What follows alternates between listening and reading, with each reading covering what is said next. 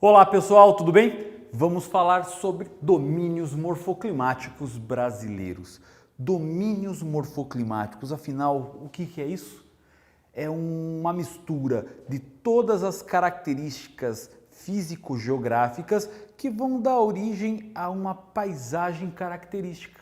A essa paisagem característica, nós vamos ter então a relação da hidrografia, do relevo, do clima e da vegetação. Todas elas formando uma paisagem característica. E o Brasil é um grande mosaico de diversas paisagens. E para entender cada uma delas, essas características, todas físicas da geografia, clima, relevo, vegetação, hidrografia, precisamos entender então domínios morfoclimáticos. Domínios morfoclimáticos brasileiros foi uma caracterização feita pelo professor Aziz Nassib Absaber, um grande geógrafo brasileiro que levou em consideração aí todas essas características e formou uma organização dessas paisagens. É importante lembrar que os domínios morfoclimáticos brasileiros, assim como qualquer domínio morfoclimático, ele é diferente de bioma. Porque enquanto o bioma ele vai levar em consideração as características do ambiente mais a relação com os seres vivos, neste caso nós vamos ter simplesmente o espaço geográfico como esse ponto de vista. Dessa forma, nós teremos então aí os domínios morfoclimáticos como parte do espaço geográfico e é estudado bastante pela geografia. Já os biomas será mais foco das ciências, principalmente na parte da biologia, da botânica, da zoologia. Fechou? Entendido até aí? Então vamos entender como é que está organizado esses domínios morfoclimáticos, as araucárias e as pradarias. Além deles, vamos falar também sobre as zonas de transição, que lá nas ciências, na biologia, chamamos de ecótonos. Esses ecótonos são áreas onde vão ter esse espaço entre um domínio morfoclimático e outro. Nós temos aqui o domínio das araucárias, aqui temos o domínio das pradarias. Entre eles, nós temos um ecótono, uma área de transição, onde nós vamos perceber uma diversidade, espécies vegetais e características climáticas de relevo, tanto de um domínio quanto de outro. Essa é uma grande sacada dessas zonas de transição. Mas vamos começar a falar daqui, do domínio morfoclimático das araucárias. A vegetação das araucárias é uma vegetação homogênea.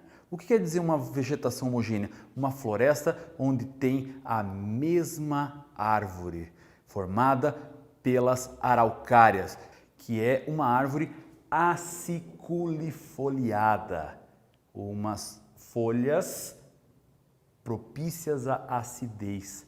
Acicule também quer dizer que ela é pontiaguda, ela vai ter uma cera envolvendo aí toda ela, chamada de cutícula, para impedir que o frio que possa acontecer queime essa vegetação. Além disso, ela é da família das coníferas, como os pinheiros do hemisfério norte, para evitar que, num caso de gelo, esse gelo não fique exposto na folha, ele escorra, por isso esse formato geométrico. No caso das araucárias, formado pelo pinheiro do Paraná, ele vai ter uma formação em que tem um tronco bastante alto e no seu topo é onde vai ter a copa resplandecente. Dessa maneira, então, ela vai ter aí as suas características. A araucária dá um fruto muito gostoso que tem lá na região sul, que é o pinhão. Esse pinhão acaba tendo aí uma característica muito cultural para toda a culinária do sul. Ele é então bastante importante aí no dia a dia da população do estado do Paraná, de Santa Catarina e parte do Rio Grande do Sul. É importante lembrar que em toda essa região aqui nós vamos ter áreas de planaltos e por ter planaltos meridionais, vão estar aqui caracterizados então um fator para que a araucária de fato aconteça, essa árvore onde predomina em toda essa região. Porque como nós temos esse clima subtropical, mais uma questão da altitude aqui dos planaltos meridionais, vão dar a condição de que a araucária só vai poder se reproduzir em lugares onde tenha mais de 500 metros de altitude.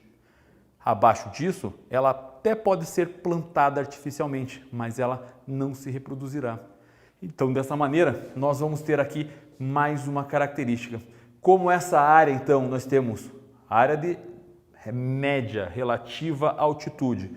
Nós vamos ter características básicas aqui de uma floresta homogênea com um certo frio. Ela acaba acontecendo chuvas constantes devido às chuvas frontais. As chuvas frontais porque vão ter esse confronto de massas de ar vindo aqui ó, no inverno lá da Antártida ou de parte da Argentina, que vamos chamar de massa polar atlântica, e vamos chamar também as massas tropicais continentais que vão fazer essas frentes. As frentes que vão acontecer aqui vão dar condição para que tenha chuva o ano todo. Então, essas chuvas frontais, elas vão dar característica a esse clima subtropical. O clima subtropical, ele vai ter aí essa característica de tropicalidade, aqueles verões chuvosos, os invernos secos. Só que como ele é um clima subtropical que está ao sul do Trópico de Capricórnio, então vai ter uma característica de umidade constante. Essa umidade constante, ela vai ser bem colocada da seguinte maneira: não vai ter uma época de estiagem ou seca no inverno, ela vai ter uma baixa quantidade de chuvas, mas vai ter aí, de fato, uma quantidade relativa, digamos assim, de chuvas aí. Vai chover o ano todo e por chover o ano todo vai dar condições para a formação das principais nascentes da bacia do Paraná. Paranapanema, nós temos aí o Tibagi, vamos ter o Piquiri, vamos ter o Iguaçu e todos esses ali vão fazer uma grande rede de drenagem em toda a parte aqui do domínio das araucárias. Basicamente, nós temos uma caracterização aqui das araucárias, então, como essas massas de ar trazendo a chuva, tornando a região do clima subtropical, dando condições, então, da vegetação homogênea aciculifoliada, que é o pinheiro do Paraná, organizado, então, nesse planalto meridional. Perfeito? Entendido até aqui? Agora, quando nós não temos essa característica do planalto e sim uma formação mais de planície, vamos dar condições para quem? Para as pradarias, também lá no sul chamadas de pampas ou também de coxilhas. São grandes áreas de gramíneas principalmente. E essas gramíneas com alguns pontos de arbustos, onde vamos ter campos que durante muito tempo serviu para a produção pecuária. A primeira criação de animais no Brasil foi feito justamente nesse domínio, no domínio das pradarias, também chamados de pampas gaúchos. Claro, quando a gente fala aqui do Brasil, parece só esse pedacinho aqui, mas ele se estende pelo Uruguai e pela Argentina, dando origem à figura do gaúcho, que não é só a figura do sul rio-grandense, mas o gaúcho também argentino e uruguaio. É importante que nessa região, seja ela também das araucárias, assim como das pradarias, existe o costume do uso da erva mate, do chimarrão. O chimarrão e a erva mate, então, formada também como uma das principais culturas e ervas que acabam surgindo nessa região aqui, que com o frio as pessoas acabaram costumando a tomar, como em muitos outros lugares se toma o café. Então, com essa característica então da pradaria, formação herbácea com a produção da erva mate, nós temos então essa vegetação gramínea arbustiva, os pampas gaúchos, onde temos um clima subtropical, mesmo clima característico aqui das araucárias. Porém, nós vamos ter aqui uma característica agora com um relevo de planícies. A planície então não vai dar formação daquelas árvores homogêneas, como o pinheiro do Paraná. Esse pinheiro, então, como precisa de uma altitude para que ela floresça, para que ela cresça, para que ela se desenvolva, o pampa vai aparecer, então, essa gramínea. Ela vai ter mais caracterizado aqui a formação da massa polar atlântica. A massa polar atlântica, então, vai dar condições das chuvas frontais. Essa massa também vai ser chamada aqui nessa região como vento minuano. Esse vento minuano, então, vai trazer o inverno para a região. Porém, ela vai ser confrontada com a massa tropical continental aqui e vai fazer as chuvas frontais. Essas chuvas frontais com as frentes nessa região vai dar condições, então, para que tenha esse clima subtropical. Chuvas o ano todo, uma baixa no inverno, mas vamos ter mais ou menos essa característica, ok? Agora, as zonas de transição, que em vários lugares acontecem aqui no Brasil. Nós precisamos destacar algumas delas. Essa aqui, onde nós temos a formação entre a Caatinga e a Amazônia, um grande ecótono brasileiro, uma grande zona de transição, que vamos chamar de zona dos cocais. Essas zonas dos cocais, elas são muito importantes, principalmente porque temos a formação de palmáceas nessa região, palmeiras, coqueiros, babaçu, carnaúba, que vai servir de matéria-prima para grandes indústrias de cosméticos. Então, é bastante utilizado aqui, assim como também a produção de diversas oleaginosas, frutas que vêm a formação de óleos vegetais, ok? Além dessa, nós temos essa outra área de transição muito importante, tanto para o Mares de Morros quanto para a Caatinga, que nós vamos ter aqui o agreste. O agreste muito importante para a região.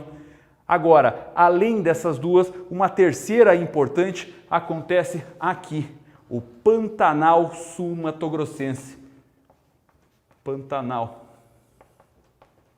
Esse Pantanal, então, vai ser onde nós temos toda a desembocadura dos rios que dão aqui o divisor de água no Cerrado, que com o clima tropical típico vai formar a época das cheias, as regiões de pântanos nessa parte. Então, por isso que essas regiões são muito importantes, pois ela também vai trazer diversas características de vários domínios morfoclimáticos, transformando em áreas de grande diversidade ambiental, seja ela da fauna ou da flora. Ok? Eu espero que você tenha entendido aqui sobre os domínios morfoclimáticos brasileiros. Eu vou ficando por aqui. Muito obrigado por ter assistido essa aula até aqui. Tchau, tchau.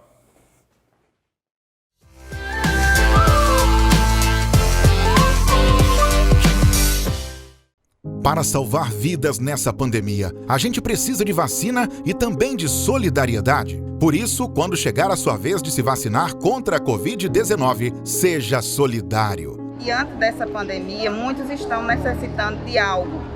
E esse algo muitas vezes é o próprio alimento. As pessoas estão realmente passando fome e a fome tem preço. Que cada um possa também ter esse gesto de poder doar um pouco do que já tem em casa. Ter um pouquinho mais de amor, de carinho, de empatia pelas outras pessoas. E logo agora que a gente estava mais precisando nessa epidemia que está tão difícil, né? A cesta básica chegou numa hora maravilhosa, que a gente estava precisando muito. E eu agradeço muito as pessoas que doaram a gente. Que Deus abençoe todas elas. Se puder, doe alimentos da cesta básica para ajudar aqueles que mais precisam. A sua solidariedade pode salvar vidas. Vacinação solidária transforma Caruaru.